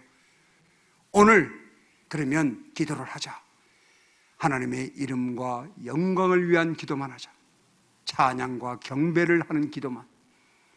아마 우리 박 목사님도 저를 부러워하셔야 될 게, 부족 형제들하고 1시간이 넘도록 하나님의 이름의 경배와 찬양만 기도한 그 감격을 누린 사람입니다. 누가 그들을 그렇게 바꾸어 놓았을까요? 삶도 똑같아요. 간음하던 것을 멈추고, 2 여자를 데리고 살던 것을 멈추고, 또 6명의 여자를 가진 사람은 저를 찾아와서 얘기해요. 5명을 전부 다 그 마을로 돌려보내겠다는 거야. 나도 주의 말씀을 전하는 사람이 되고 싶다는 겁니다. 나도 선교사가 되겠다는 거예요. 그래서 왜 내가 여자 2 있는 사람은 절대로 선교사가 될 수 없다고 그랬거든요. 본이 될 수 없으니. 그랬더니 2 데리고 있는 친구들은 하나를 전부 다 마을로 돌려보내겠다는 거야. 부인을. 그렇게 하지 말라고 그랬어요. 하나님이 너희 6 여자와 너를 이미 용서하셨으니 교회 안에서 봉사만 하라. 그러나 그것은 본이 되지 않는다. 그러며 저한테 하는 말이, 왜 이제 왔느냐? 내가 한 여자만 데리고 살 때 왔으면 왜 나한테 불평을 하는 거야? 한 여자만 데리고 살 때 왔으면 내가 5 여자를 더 사지 않을 텐데 왜 이제 와서 복음을 전해줘서 내가 5 여자를 또 사서 죄를 짓게 하느냐? 그래서 내가 끌어안고 울었어요. 나도 알 수 없다. 왜 내가 이 나이에 이제 너희 부족에 하나님이 나를 보내신지 나는 그 뜻을 알 수 없는데, 나중에 하늘나라 가는 너와 나랑 한번 물어보자. 응? 그러나 네가 지금 구원받은 것이 얼마나 감사하냐 말이지. 이런 변화가 일어납니다. 손가락을 자르던 여자들은 손가락을 자르지 않고, 아내를 때리고 하던 사람들은 절대로 그걸 멈추고 아내를 사랑한다고 하고 여자아이를 돕고 아이를 돌보고 가정의 변화가 일어나는 것을 제 눈으로 확인합니다. 제가 하는 말이 그거예요. 너희들을 통해서 살아계신 예수 그리스도를 내가 만난다. 제가 한 것이 없어요. 여러분 알다시피 화면에도 잠깐 비쳤습니다마는 4번이나 저는 죽음의 자리에 있었고 그 4번의 죽음 자리 이후에 이루어진 일들은 하나님은 하나님이시군요라고 고백하지 않고는 견딜 수 없는 일들이 일어났습니다. 저는 교회를 짓겠다고 말한 적도 없어요. 그런데 한 부족 노인네가 돌아가시면서 저 하얀 사람이 살아서 돌아오면 내 산에 있는 모든 나무를 저 하얀 사람을 주어라. 모든 나무가 얼만큼 많은 줄 아십니까? 셀 수 없는 수십만 그루예요. 한 그루가 청년 셋이 잡아도 다 잡을 수 없는 아람들이 나무가 말입니다. 그 나무를 전부 다 져주래요. 왜? 하나님의 집을 짓도록. 지금부터 15년 전의 간증입니다. 그러고 나서 10년이 지나고 나서 내가 4번째 죽음에서 살아나서 돌아갔을 때 여러분이 화면에서 본 것처럼 모든 성도들이 하나님의 집을 짓겠다는 거예요. 엉클이 하늘나라 가기 전에. 그러면서 스스로 그 땅을 개간하고 그러며 짓는 예배당을 여러분이 보셨습니다. 하나님은 당신 일을 당신 스스로 하십니다. 그래서 우리 부부에게 알게 하신 것은 하나님과 동행하는 유일한 길이 회개라는 사실을 알게 해주신 거예요. 깨어있으라는 그 말은 무엇이냐면 회개하라는 거예요. 네가 죄에 머물러 있어서는 안 되니까 깨어있으라. 너의 죄를 인식하고 언제나 성령의 인도를 받아라. 성령의 인도를 받는 첫 번째가 뭐예요? 회개하는 일이에요. 우리 안에서 죄를 알게 하시는 일이 첫 번째 일이에요. 죄를 알게 해야 우리를 예수 그리스도로 인도하지 않겠습니까? 이게 성령의 일의 전부 다입니다. 그래서 여러분이 잘 아시는 종교개혁하신 마틴 루터가 이런 말을 한 거예요. 내 안에 새로운 죄가 발견되는 것이 얼마나 감사한지. 왜 감사하냐? 그 죄 때문에 성령이 알게 하셨으니까 그것으로 십자가 밑에 가서 기도를 통하여 예수 그리스도를 만나는 감격을 누리기 때문이라고 말합니다. 얼마나 놀라운 일입니까? 어떤 분들이 그래요. 저한테 질문합니다. 선교사님, 회개를 말씀하시는데 저는 무엇을 회개해야 되는지 잘 모르겠어요.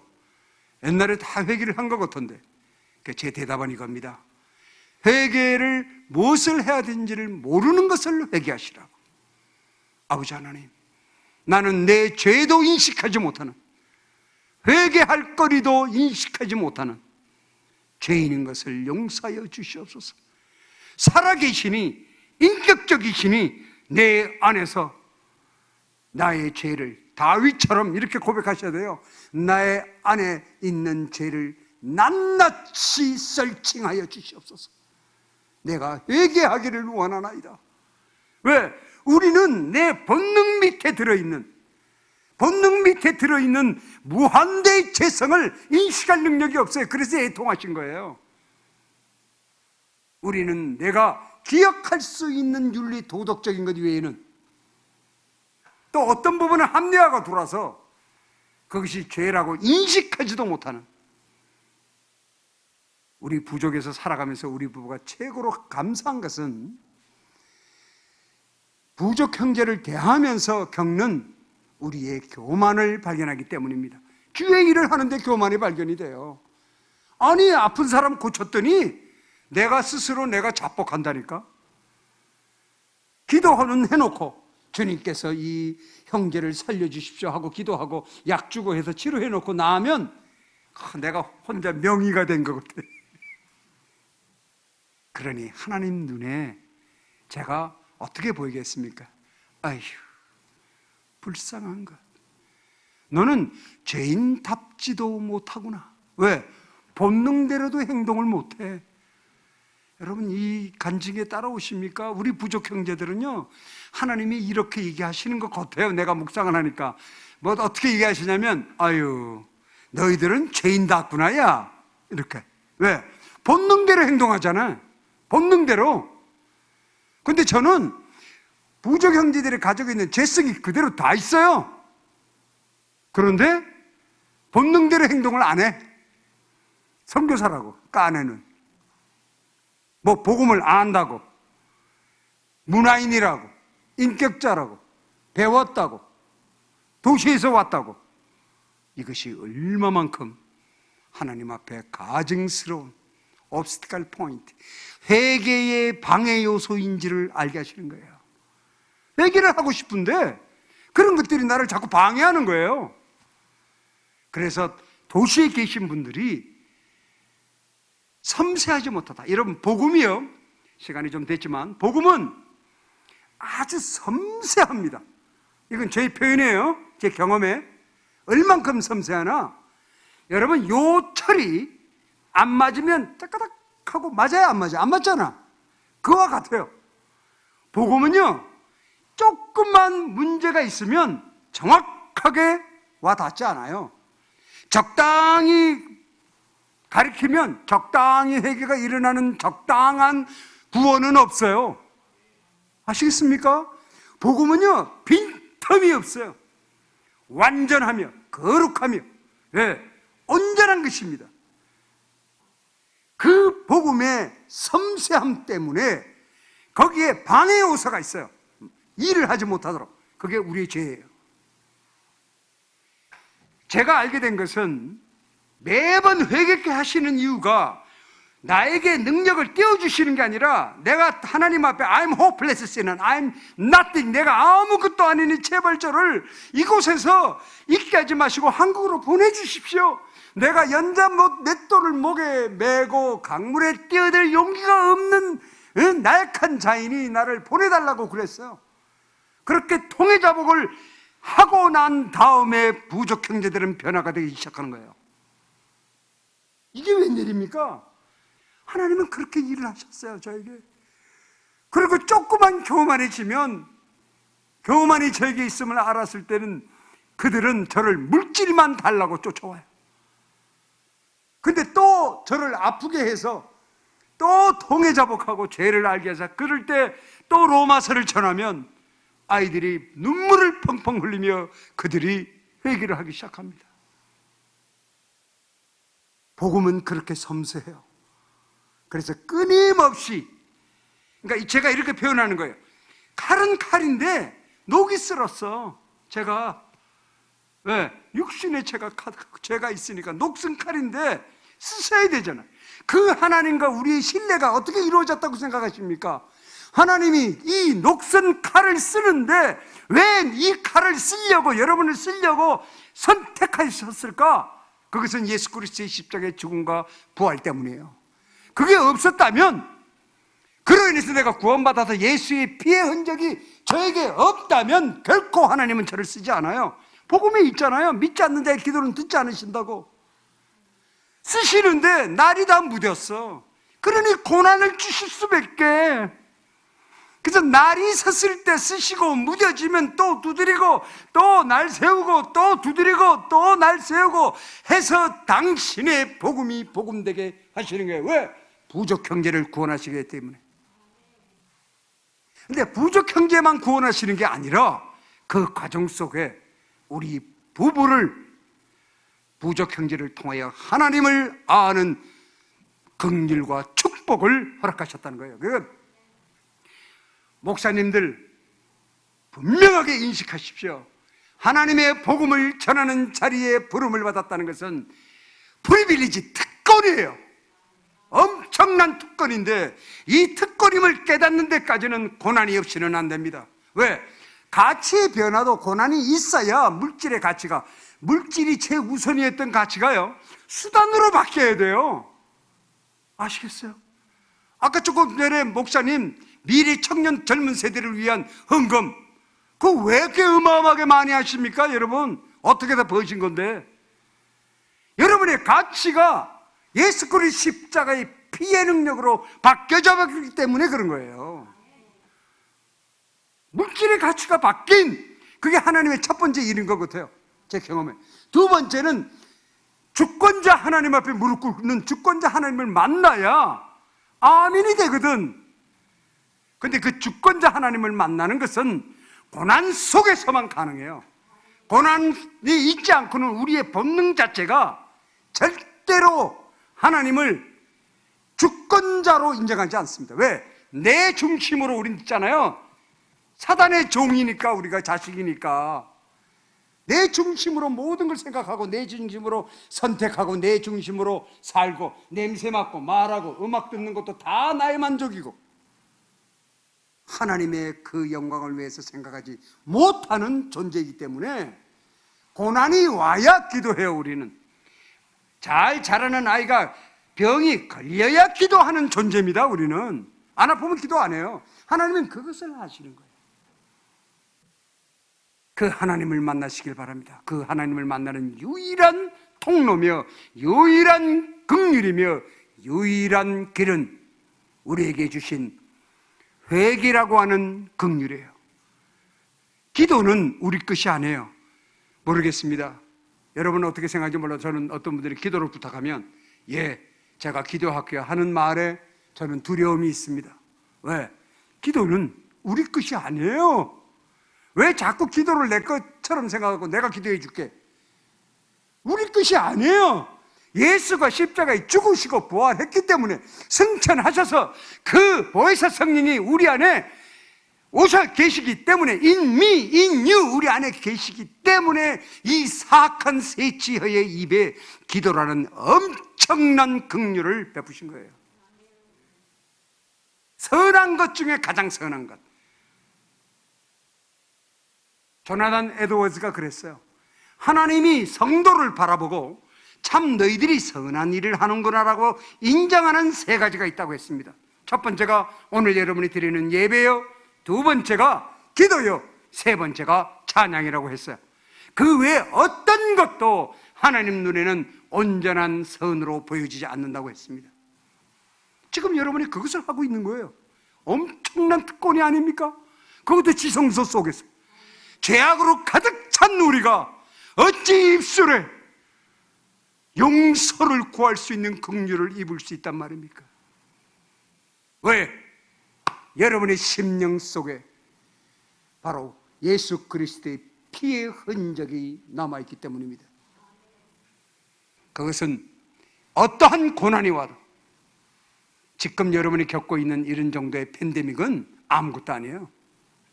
아무것도 아닙니다. 우리 부족 형제들이 겪고 있는 죽음의 공포에 비하면요, 애들이 전부 다 웃어요. 우리 부족 애들은 40에서 45세까지 밖에 못 살아요. 그 날마다 사람이 죽는 장례를 해요. 그런 분위기에서 살아가지만 그들은 그 안에서 예수 그리스도를 만나서 놀라운 인격의 변화를 삽니다. 하나만 간증을 하고 마치죠. 로마서를 아이들에게 가르쳤습니다. 한 제자가 저한테 말합니다. 옛날에 엉클이 4번이나 죽었다 살아오고 또 죽었다가 살아오니까 이렇게 생각했다는 거예요. 엉클은 미쳤다. 미치지 않고는 자기네들이 주는 것도 없고 우리에게 달라는 것도 없고 왜 자꾸 들어오느냐 이 말이에요. 이 정글 속을. 그 몰랐다는 거예요. 왜 들어오는지 미치지 않고는. 그런데 로마서를 공부하고 난 다음에 저한테 말합니다. 눈물을 흘리며 다들 다른 제자들 앞에 나가 간증을 합니다. 이제 엉클이 왜 부족을 들어오는지 그 심정을 알게 되었다고 말합니다. 그러면서 하는 말이 자기를 다른 부족으로 선교사로 보내달라고 말합니다. 자기와 함께 자기 가족을. 근데 그 부족은 얼마 전까지 서로 몇 명씩 죽이며 살던 적이에요. 가면요, 전부 다 마약을 하니까 90% 이상이 어떤 사람에서 죽을 수도 있어요. 이 가슴 속에 뜨겁게 올라오는 이 복음을 나에게 꼭 전할 수 있는 기회를 달라는 거예요. 그래서 여러분에게 권면합니다. 여러분, 이것은 마틴 로이드 존스 목사님도 그렇게 얘기했지만 조나단 에드워즈가 한 말이에요. 설교자의 단에서 선포되는 설교자의 설교로는 결코 성도들의 영성을 강화할 수 없다. 그러면 여기 계신 박 목사님 설교를 엉터리로 하거나 덩터리로 가리킨단 말입니까? 아니에요. 그 말이 바로 가르치세요. 근데 왜 이렇게 말을 할까? 그렇게 말을 하는 것은 목사님 또한 한계를 가진 그 본능 속에 제한되어진 죄인이라는 사실을 아느냐 하는 질문입니다. 그러면서 이분들이 하는 말이 66권의 말씀만, 오직 66권의 말씀만 성도의 영성을 강화할 수 있다라고 얘기합니다.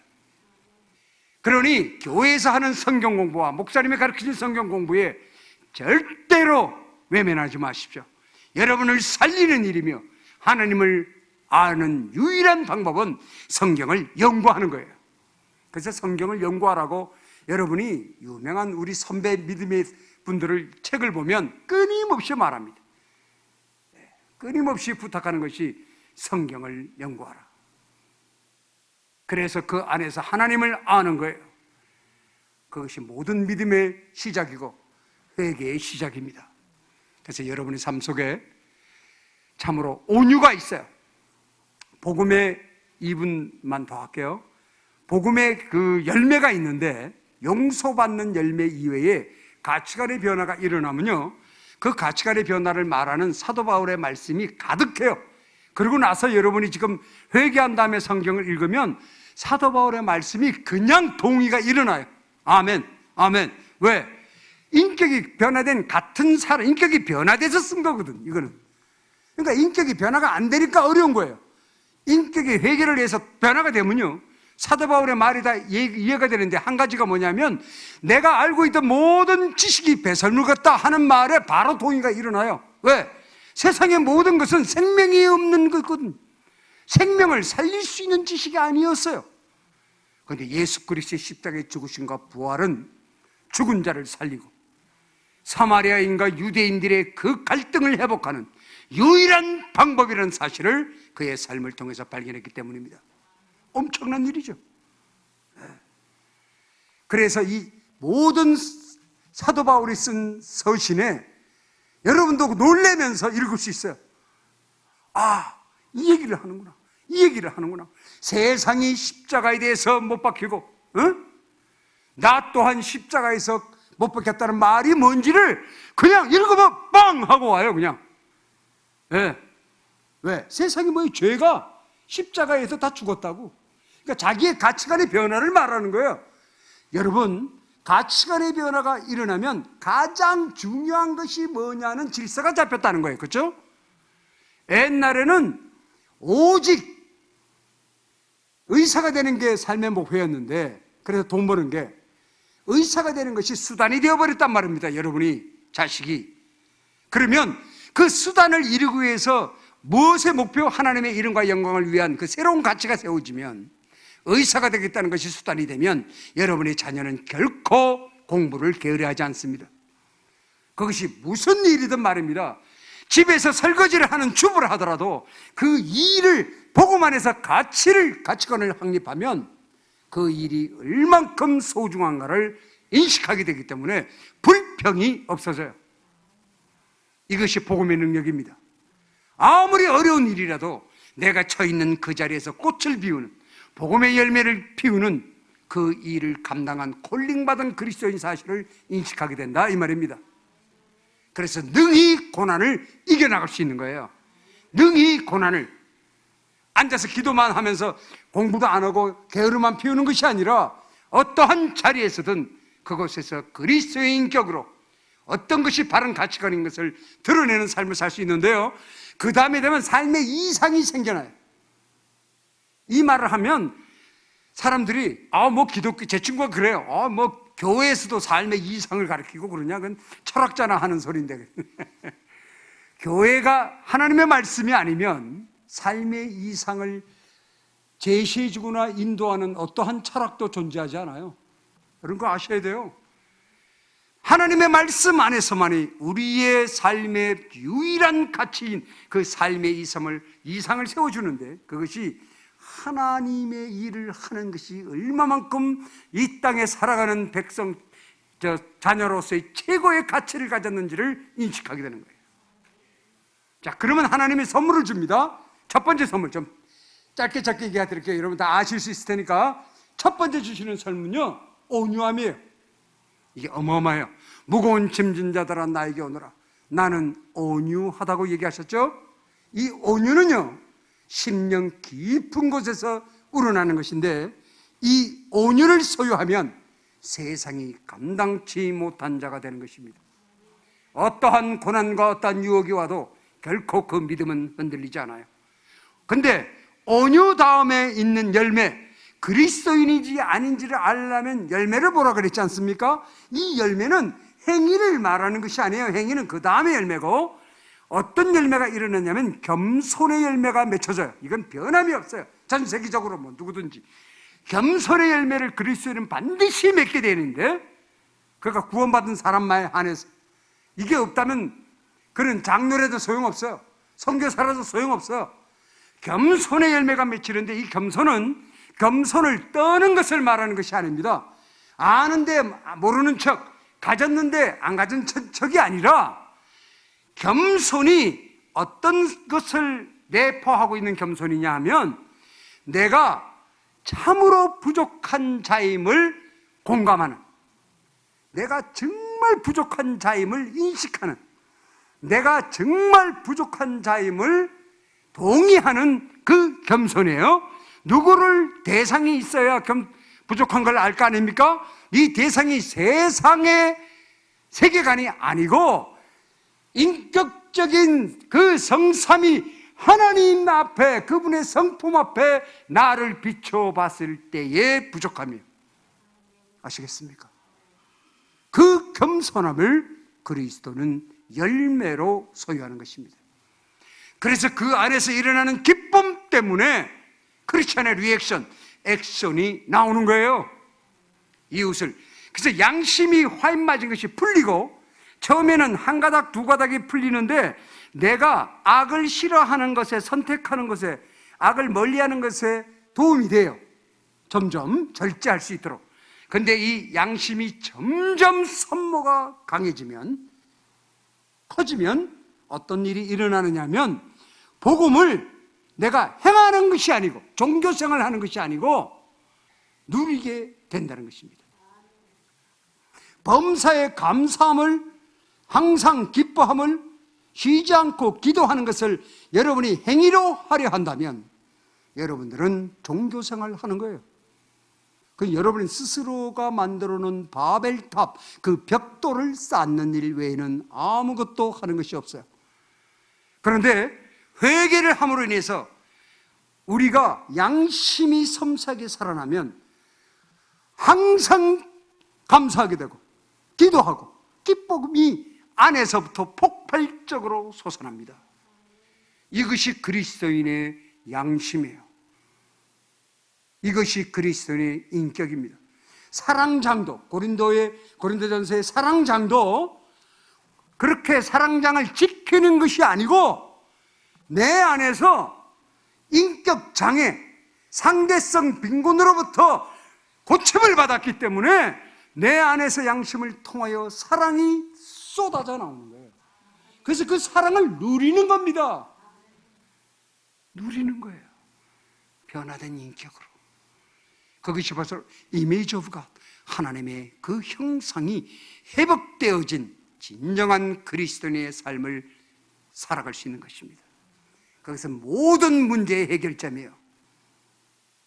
그렇게 가정에서 부모 중에 한 사람만이라도 본이 되면 그 가정은 그 눈부신 빛 때문에 변화가 일어날 수밖에 없고, 자녀들 또한 변화가 일어날 수밖에 없어요.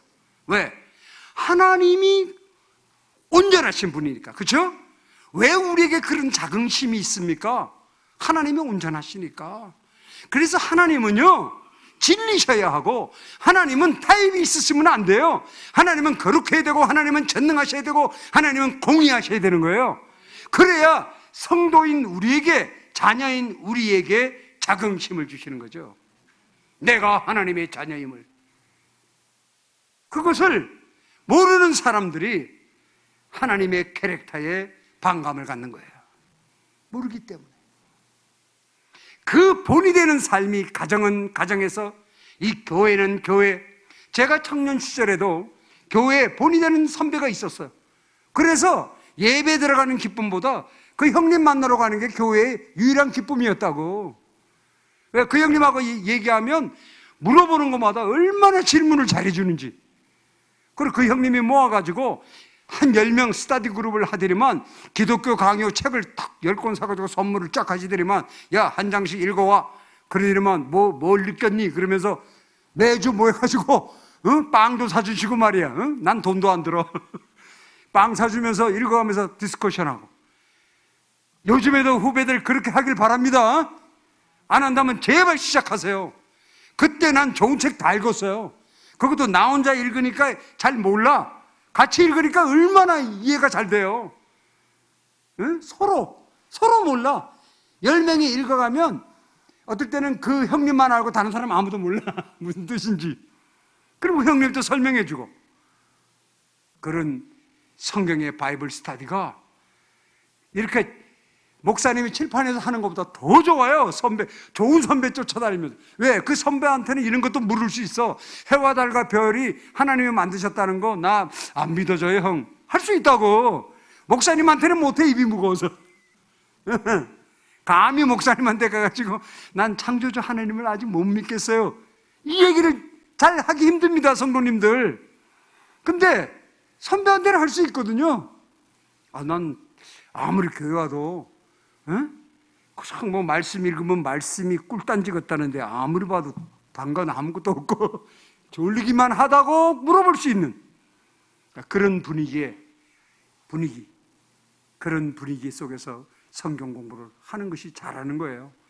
제가 왜 마지막 간증을 이거 했냐면 로마서를 공부하는 것에 게을리하지 마십시오. 창세기서부터 부활까지는 마치 역사서처럼 공부하게 돼요. 그런데 로마서에 드디어 복음의 능력을 알게 되는 순간입니다. 구원의 확신을 갖도록 하나님이 사도 바울을 통하여 기록하신 말씀이에요. 오늘 당장 주님이 오신다 해도, 오늘 당장 내가 팬데믹으로 죽는다 해도 우리는 천국 가시면 아마 여러분이 다 그러실 거야. 내가 진작 여기 올 걸 왜 저 바이러스가 많은데 있었을까? 아무리 돈 많은 분도 그럴 거야. 지금 이건희신가요? 그분도 이따가 이제 만일에 천국 가는지 모르겠지만 만일에 천국 가면 그럴 거예요. 내가 왜 저 땅에서 수조 원 돈을 지고 저렇게 있었나? 진작에 여기 올 걸. 그것이 천국이에요. 우리의 본향은 딴 곳에 있습니다. 제가 기도하고 제 시간이 갔지만 저희 이민아 선교사 나와서 찬양 하나 하고 마치도록 하겠습니다. 살아계신 아버지 하나님, 아버지께서 독생자 예수 그리스도를 십자가에 내어주시고 짓밟아 죽게 하심으로 이 죄인들의 모든 죄를 단번에 영원히 해결하신 아버지 하나님, 우리에게 믿음을 허락하여 주셔서 그 믿음 안에서 구원받게 해주시니 감사합니다. 아버지 하나님, 우리의 삶 가운데 어떤 고난이 있다 하여도 우리가 회개하는 것을 멈추지 않게 인도하여 주시옵소서. 우리가 회개하여야만이 하나님이 움직이실 것이며, 우리가 회개하여야만이 하나님께서 응답하실 것이며, 우리가 회개하여야만이 아버지께서 우리와 동행하심을 말씀을 통해서 압니다. 아버지 하나님, 깨어 있을 수 있도록 인도하여 주시옵소서. 그리하여 그동안에 회개하지 못한 우리를 용서하여 주시고, 우리가 산제사를 온전히 드리지 못함을 용서하여 주시고, 우리가 말씀을 게으리 대함을 용서하여 주시고, 아버지 하나님, 우리가 하나님의 뜻을 알지 못함을 용서하여 주시고, 하나님이 누구신지를 말씀을 통해서 알지 못함을 아버지 하나님 용서하여 주시옵소서. 그리하여 마지막 때에 하나님이 하나님 되시고, 하나님이 살아계시며 하나님이 인격적이며 하나님의 거룩하심을 고백하는 거룩한 성도가 될 수 있도록 이 교회를 축복하여 주시옵소서. 특히 이 교회에서 선포되는 모든 말씀이 이 세상을 변화시키게 하여 주시고, 아버지 하나님, 선지자의 말씀이 되게 하셔서 아버지 하나님, 모든 주님의 자녀들의 골수를 쪼개는 말씀이 될 수 있도록 성령께서 인도하시고 역사하여 주시옵소서. 감사드렸고 예수 그리스도의 이름으로 기도드려 싸움나이다. 「 아멘.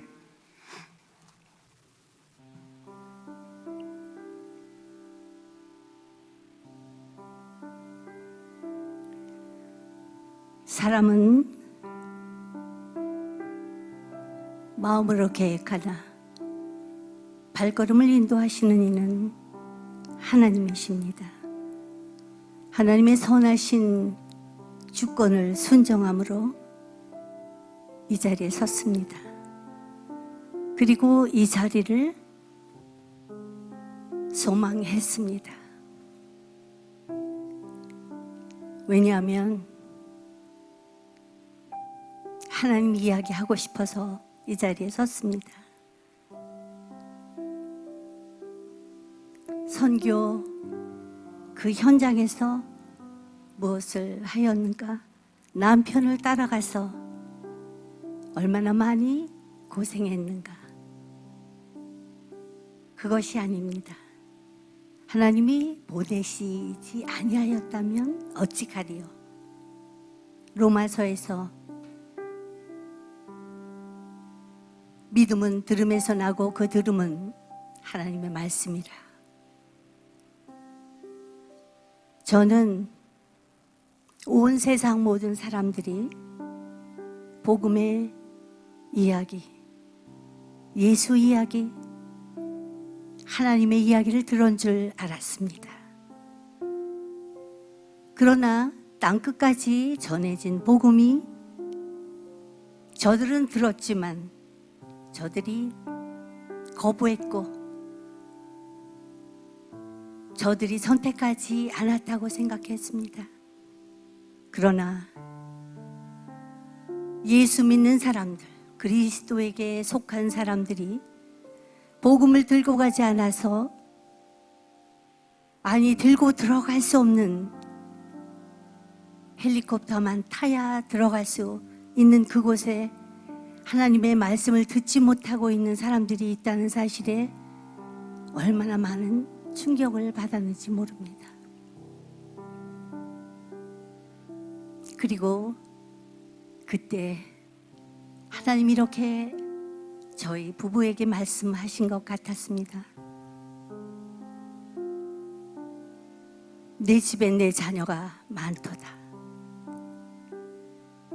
내 식탁에 둘러앉아 내 자녀는 먹고 마시고 내 사랑을 누리고 노래하고 찬양하고 교제하는데 내 사랑을 알지 못하여 죽어가는 내 백성이 너무 많도다.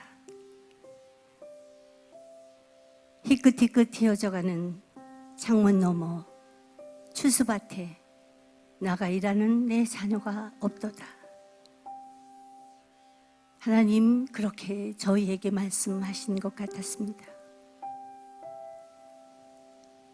언젠가는 우리가 하나님 부르시는 그때에 하나님 품 본향으로 가는데, 그때 물으시면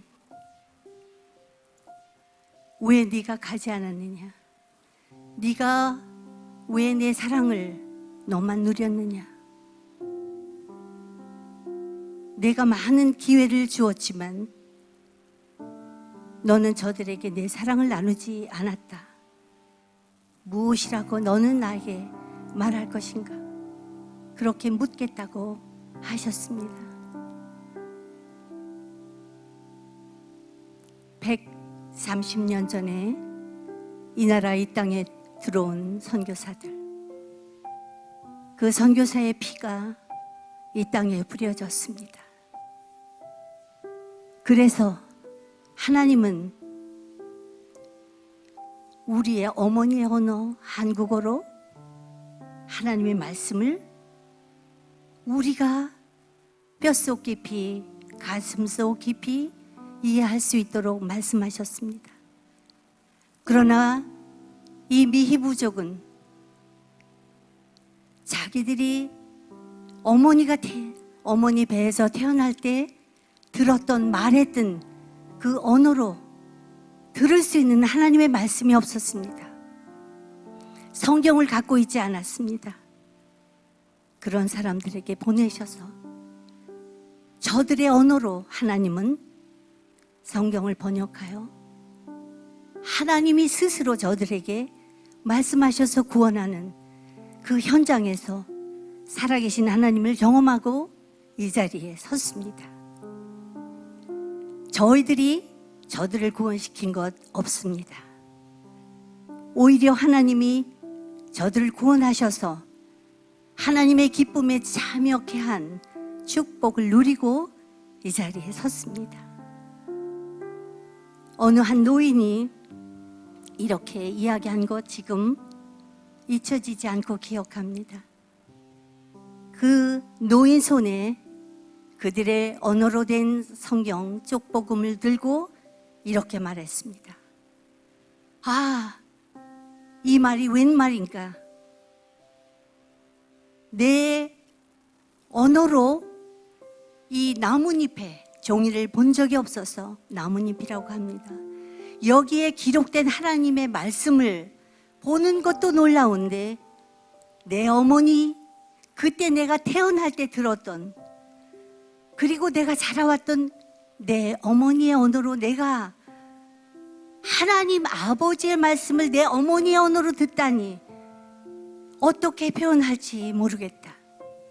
나는 이 정글에서 돼지같이 살았는데 내가 만약에 개라면 꼬리를 흔들어서 이 기쁨을 표현하겠는데 난 이 개만도 못하여 돼지 같은 나 같은 존재를 하나님 사랑하셔서 이제 어머니의 언어로 하나님의 말씀을 듣게 되어 이 기쁨을 표현한 것 정말 놀라운 일입니다. 하나님이 그 일을 하셨습니다. 저는 노래하는 사람은 아니나 제 영혼으로 가슴으로 노래하려고 여기 섰습니다. 어느 선교사가 하나님의 심정을 글로 써서 기타를 치고 불렀던 바로 이 가사입니다. 이것이 옳은 것인가? 얼마나 내 자녀는 사랑과 기쁨과 감사를 은혜를 노래하는데 But where is the song for the lost? 잃어버린 영혼을 위한 노래는 언제 부를 것인가? 저희 둘이 통곡하고 떠났습니다. There are songs that tell about joy in this world. There are songs that tell about peace. But where's the song that tells about the lost in this world? Where's the song that tells about them? Here are we, living in the Savior's love. There are they, they're living in fear. Here are we, with the saving story of our Lord. There are they who never heard. Is it right we should hear their crying, knowing you're dying was for them too? Should we be here around your table, knowing we're able to tell them of you? What will we say when we meet our Savior? When He asks, why didn't you go? Couldn't you hear my children crying? Didn't you know I love them so? Is it right we should hear their crying, knowing you're dying was for them too? Should we be here around your table, knowing we're able tell them of you? What will we say when we meet our Savior?